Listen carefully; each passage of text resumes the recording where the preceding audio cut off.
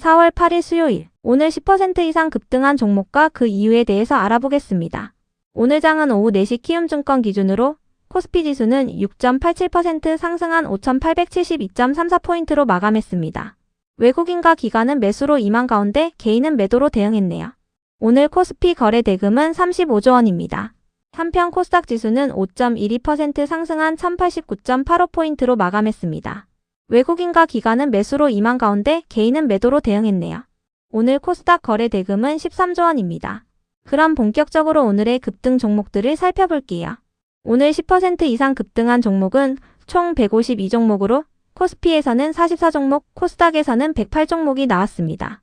이 중 상한가 종목은 대우건설, GS건설, 수산세보틱스, 상지건설, 히림, 코이버, 머큐리, 이로온, 스카이월드와이드, FR텍, 기산텔레콤, 와이어블, 아이즈비전, ITM 반도체, 광진실업, NCM, 피플바이오, 파인드NC 18종목이고요.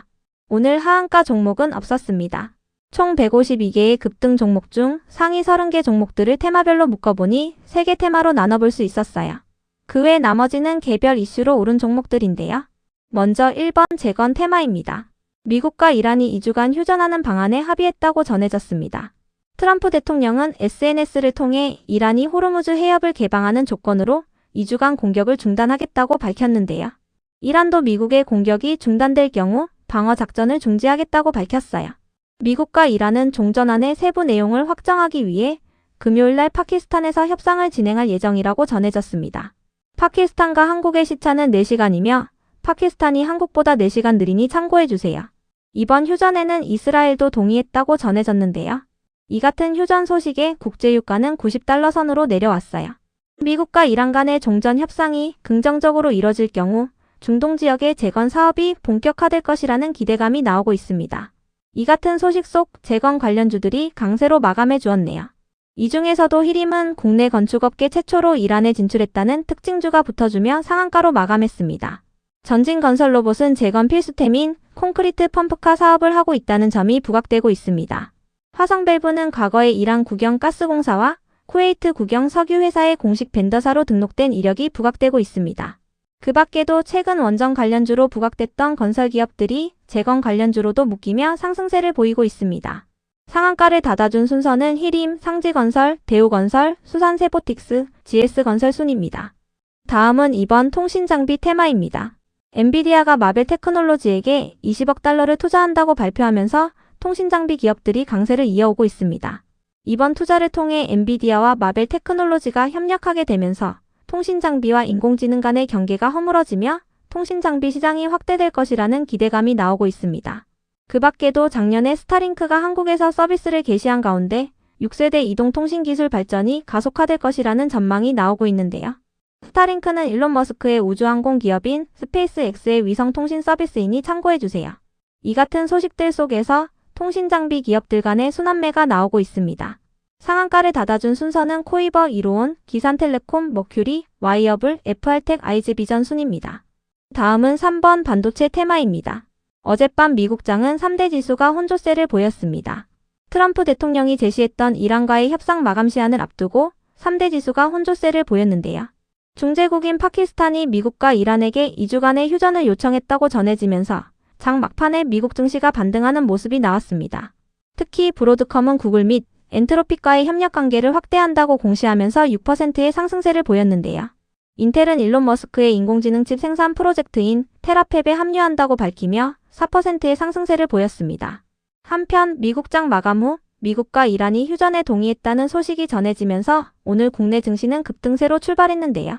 특히 어제 삼성전자가 어닝 서프라이즈 실적을 발표한 가운데 하이닉스가 실적 기대감을 입으며 10%가 넘는 급등세를 보였습니다.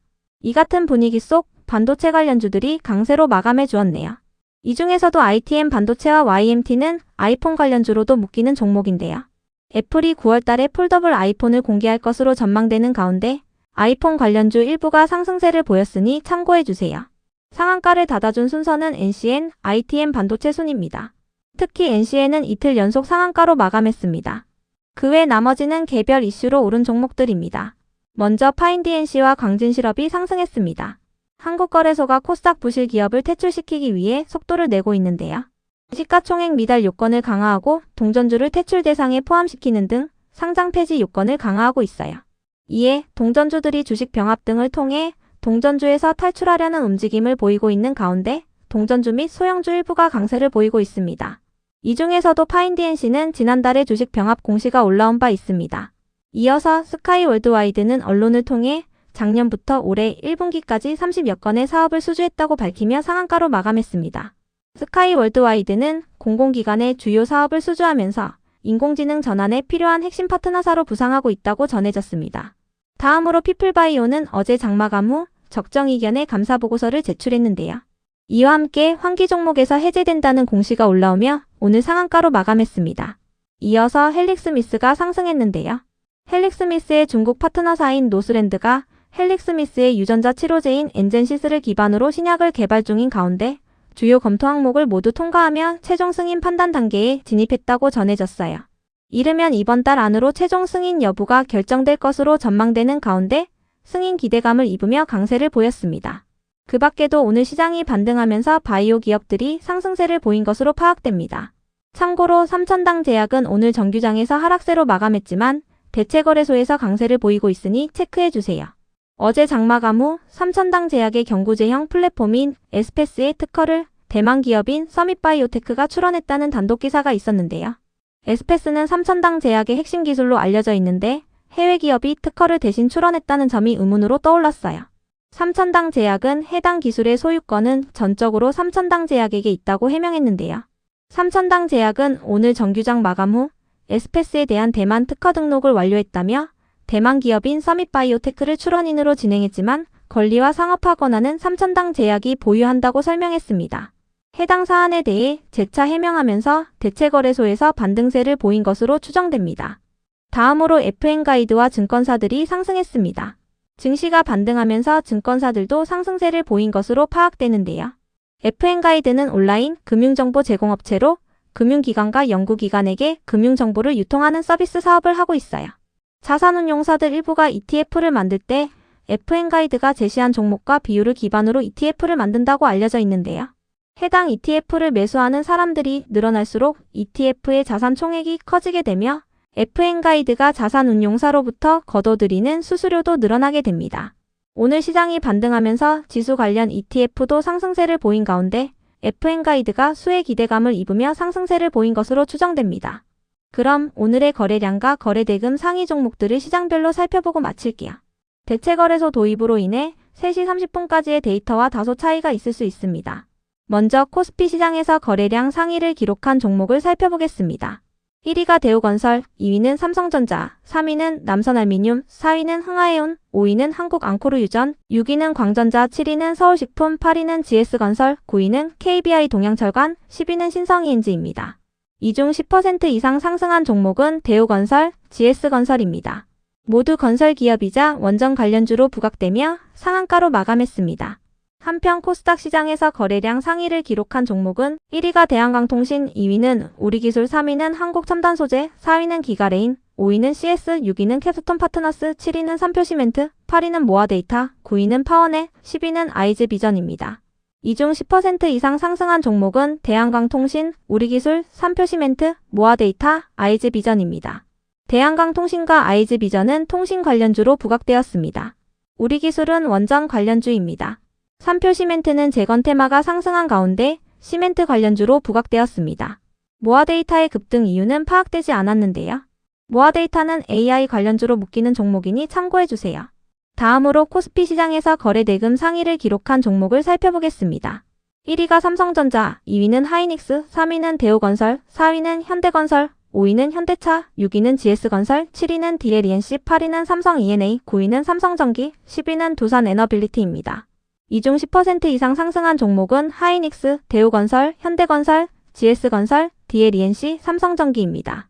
하이닉스와 삼성전기는 1분기 실적 기대감을 입으며 강세를 보였습니다. 대우건설과 현대건설, GS건설, DLENC는 건설 관련주이자 원전 관련주입니다. 참고로 삼성 E&A는 삼성그룹의 건설 기업인데요. 재건 관련 수혜 기대감을 입고 있으며 삼성전자가 3분기부터 반도체 클린룸 구축을 진행할 예정인 가운데 그룹사 수주액이 빠르게 늘어날 수 있다는 증권사의 전망이 지속 호재로 작용되고 있습니다. 그 밖에도 증시가 반등한 가운데 현대차와 두산에너빌리티를 비롯한 시가총액 상위 기업들이 상승세를 보였습니다. 한편 코스닥 시장에서 거래대금 상위를 기록한 종목은 1위가 삼천당제약, 2위는 대한강통신, 3위는 우리기술, 4위는 에코프로, 5위는 삼표시멘트, 6위는 심텍, 7위는 에코프로 BM, 8위는 알테오젠, 9위는 레인보우 로보틱스, 10위는 리노공업입니다. 이 중 10% 이상 상승한 종목은 대한강통신, 우리기술, 삼표시멘트, 심텍, 레인보우 로보틱스입니다. 대한강통신은 통신장비 관련주입니다. 우리기술은 원전 관련주입니다. 삼표시멘트는 재건 테마가 상승하면서 시멘트 기업으로 부각되고 있습니다. 심텍은 PCB 기업이며 레인보우 로보틱스는 로봇 관련주입니다. 5종목 모두 오늘 개별적인 호재는 없던 걸로 파악됩니다.